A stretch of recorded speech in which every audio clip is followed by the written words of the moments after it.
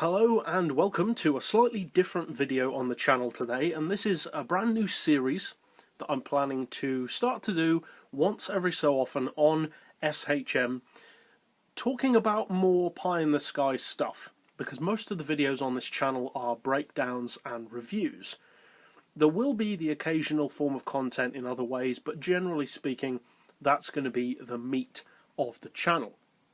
But this particular series, as you'll have seen from the title, is called Ultimate Fights. And basically the purpose of this series is a very theoretical one, as I said, very pie in the sky, and this doesn't have a huge amount of real-world relevance.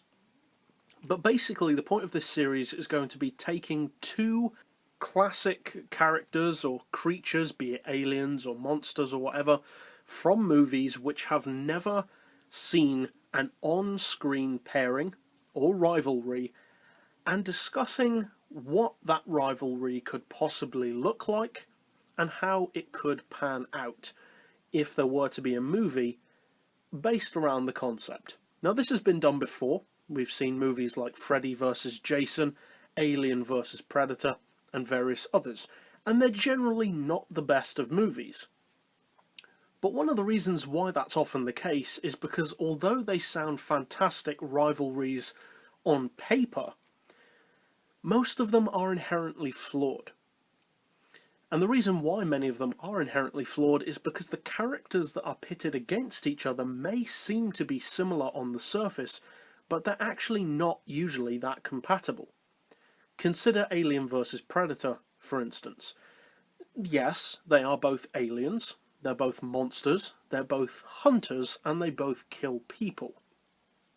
They both look awesome, have good movies and bad movies, and they are both from a similar universe. There are references to the other in the other's work, and they have come head to head on more than one occasion in both literature and on the big screen.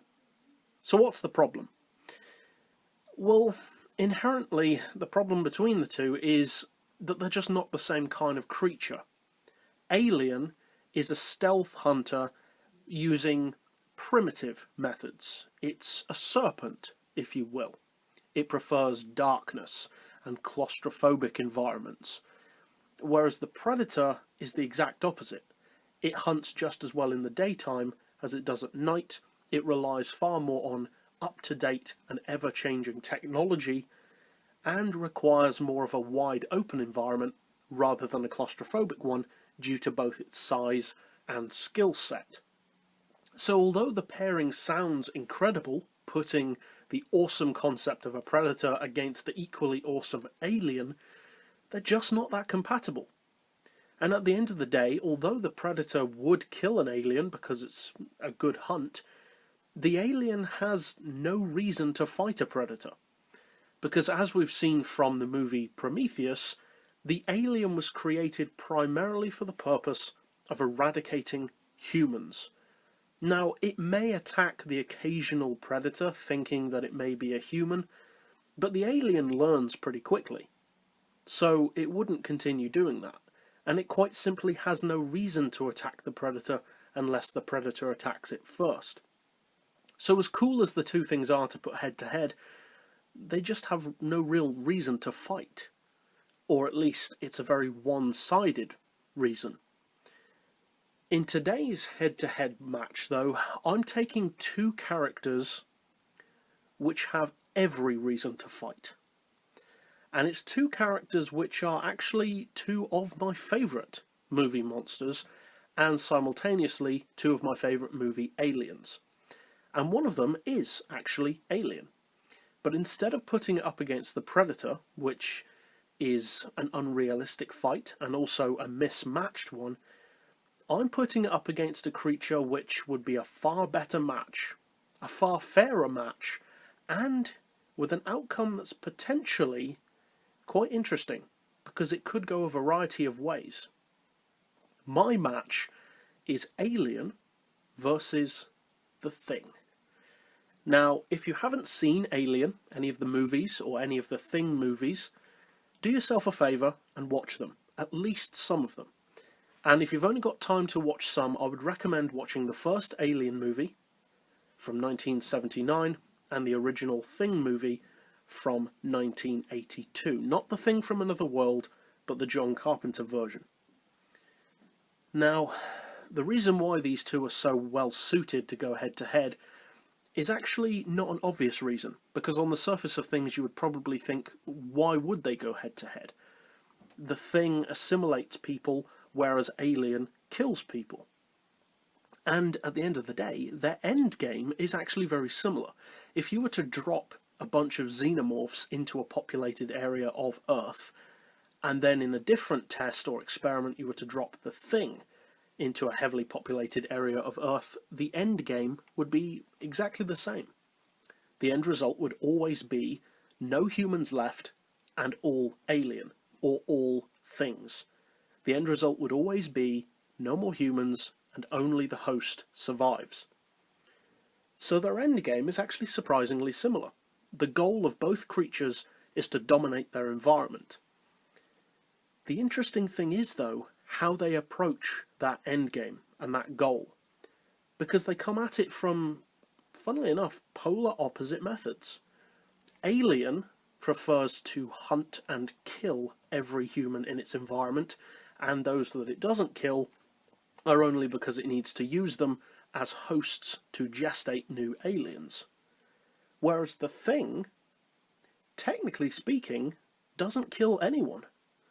If you actually watch any of the Thing movies, be it the 82 version or even the 2011 version, you can actually notice that the only humans who die, by definition, are actually killed by other people, by being, for instance, shot in the head, as one character is in the first movie. The Thing doesn't actually kill anyone as such, because that's not what it needs. It needs people to be alive. Not only because if it was to kill someone, nobody else would believe that they were still around, but also because it needs to assimilate them and become the person.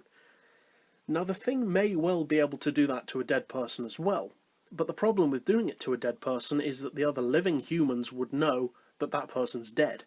So seeing them come back, they'd smell a fish. Or rather, an alien.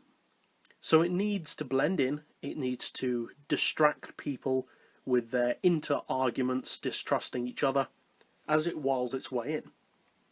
Whereas the xenomorph doesn't bother with any of that. It just hunts, stalks, and kills.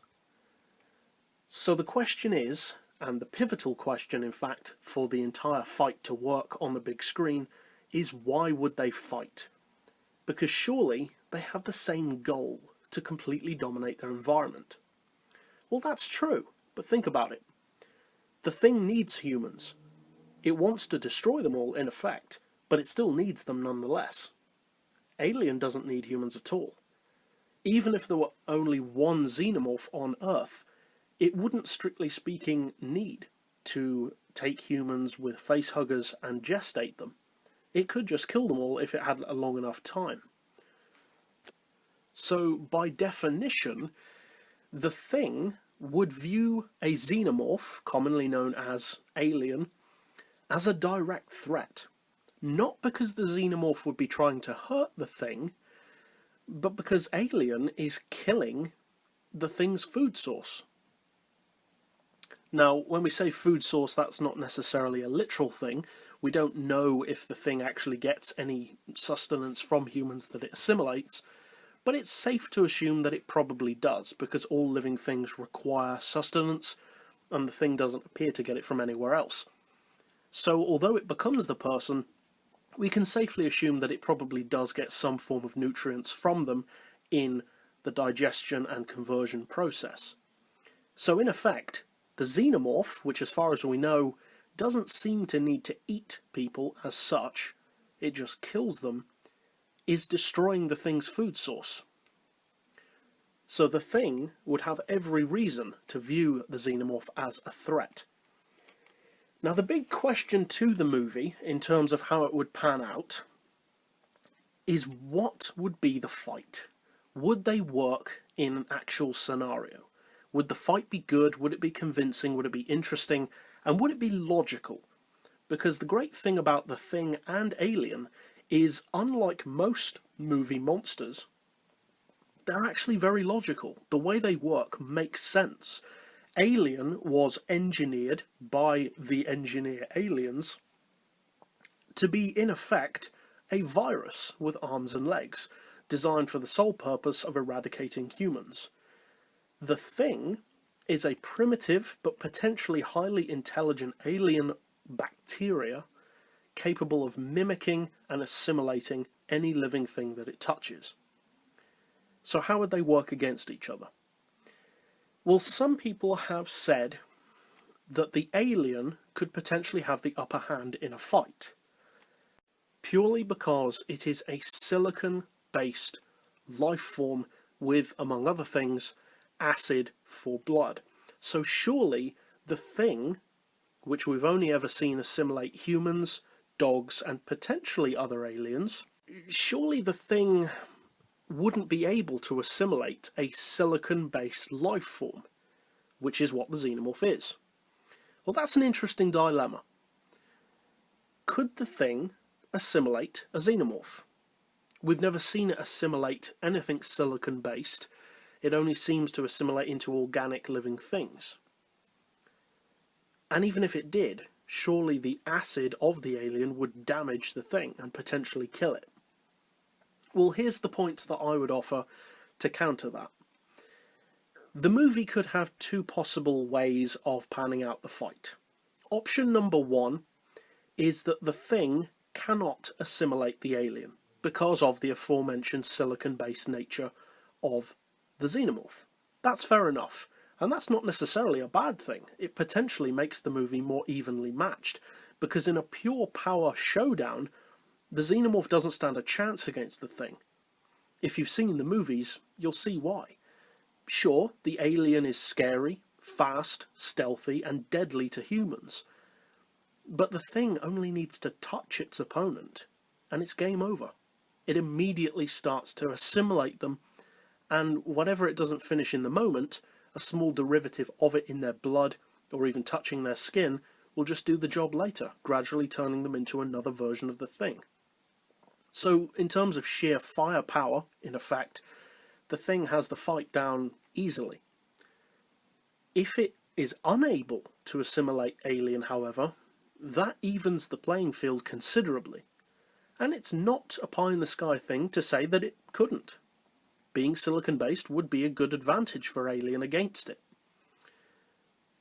But alien still wouldn't be able to kill the Thing, because as we've seen from the Thing movies, it was frozen for thousands upon thousands of years, and all that did was stop it. It didn't kill it, it just couldn't move. They burned it repeatedly with kerosene and shot it. It had virtually no effect.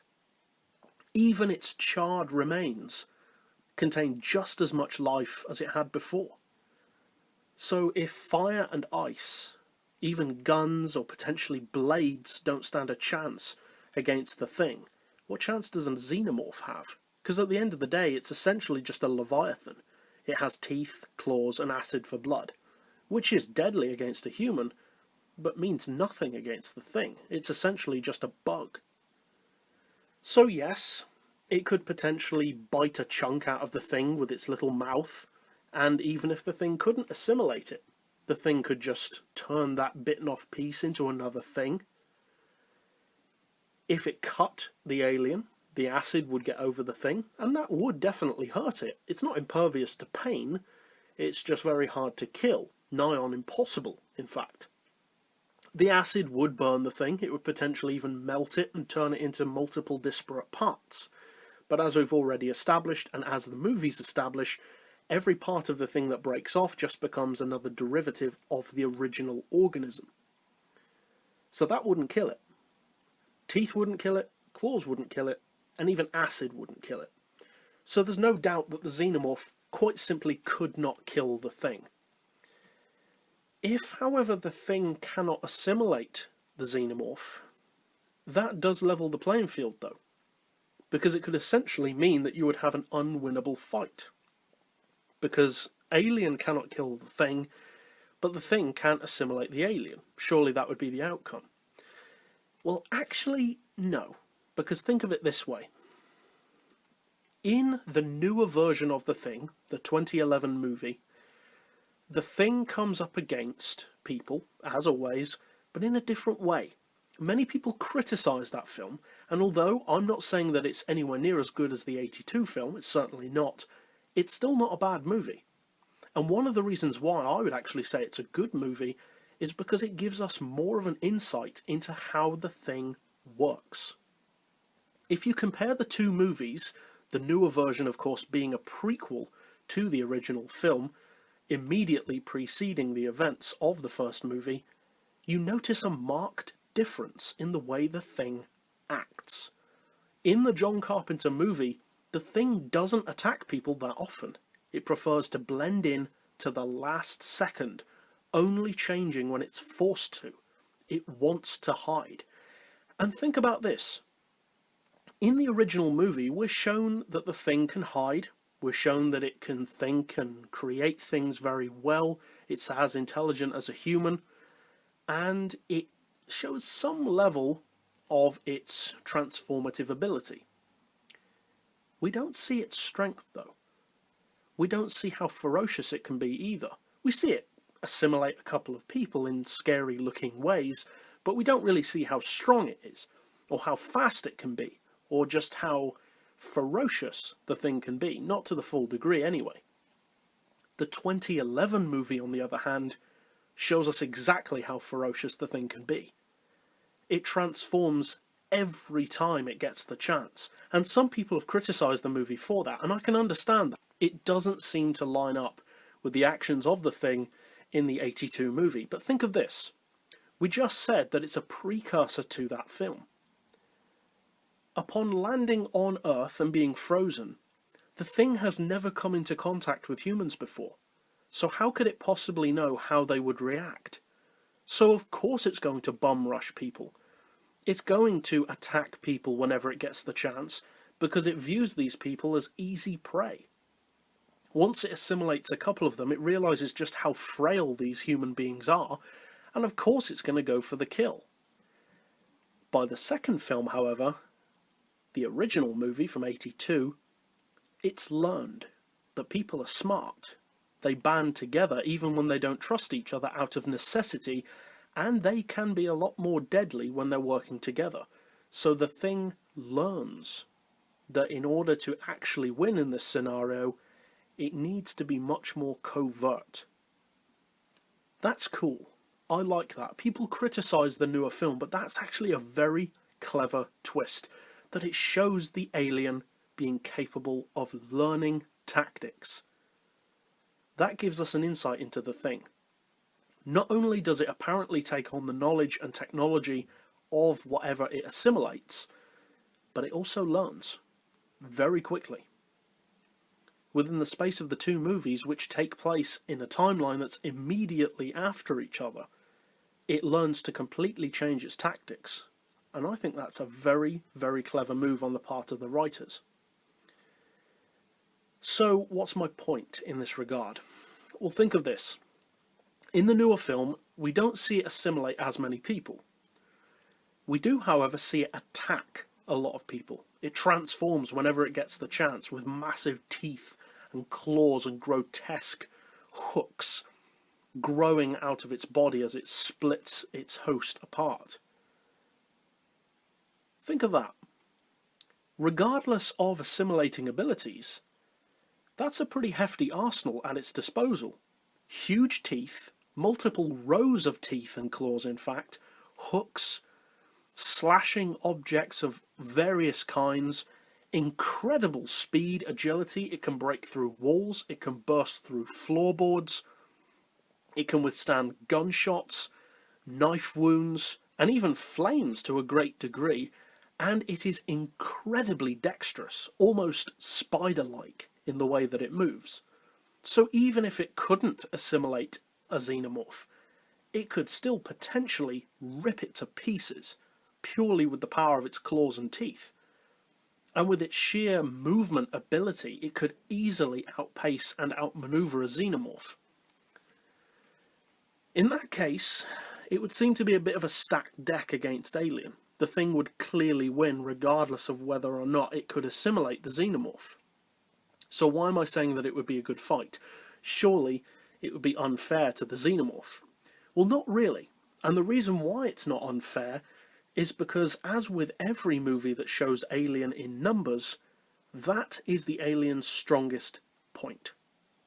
The reason why Predator could never beat Alien in a real scenario is quite simple. It doesn't matter how big your gun is when you're fighting millions of opponents. The Predator may have lasers, blades, and tactics, but when it's up against thousands upon thousands of xenomorphs, it doesn't matter how skilled he is as a warrior. They're going to overrun him eventually. And exactly the same thing could happen against the Thing. Now, they still couldn't kill the Thing, but what they could do is kill his food source. And if those xenomorphs start killing every person in the vicinity, which they would, that's going to be a big threat to the Thing. He can't assimilate dead people from what we've seen. The Thing goes out of its way to try and keep people alive, even trying to defuse situations where the humans around it would have just killed each other. Why doesn't the Thing just let that happen? Surely it would be easier to assimilate dead bodies. Well, apparently not. It seems to want the people to be alive. So if the xenomorphs are going around killing all of the people in the area, they're destroying the Thing's food source. So it has a direct reason as to why it would want to attack the aliens. But at the same time, there would be so many xenomorphs or aliens that the Thing would really have its work cut out. As far as how the movie would pan out, well, there are a lot of options for a story. If they were to land in a built-up area, the movie would be fairly detrimental to humans. They wouldn't stand a chance. So it would have to be a fairly remote area. It would have to also honour the timelines of both Alien and the Thing, while at the same time being in an area that's populated enough to have plenty of humans at risk, but at the same time not so much that everyone on Earth knows about Alien. Because although it would be an awesome movie, you don't really want to contradict the timelines of the original film, where people aren't aware of what the xenomorphs are. But based on the timelines, and based on the locations where we've seen the Thing, and also to some degree in Alien vs Predator, the xenomorph fighting, such as in snowy areas, you could potentially have a great battle in that regard. I would personally love to see that fight. Is it something that's ever going to happen? Most probably not, unfortunately. But that's it overall for this dream fight. It's something which, as I just said, probably is never going to happen, but I think could be a potentially awesome rivalry. They are both primal, ferocious and deadly creatures with grotesque, but at the same time beautiful designs. And really, as far as aliens and monsters go, they're about as a perfect match as you could get. But that's it for my initial dream pairing in a movie. I hope you've enjoyed this breakdown of the abilities and possible outcome of the fight between the two. And if there are some kind of rivalries that you'd like to see between movie characters or movie creatures, feel free to slap that down in the comments below. I'd love to hear what kind of rivalries other people would like to see, and I am planning to make more of these in the future. But that's it overall for this inaugural episode. I'll see you guys next time, and as always, thanks for watching.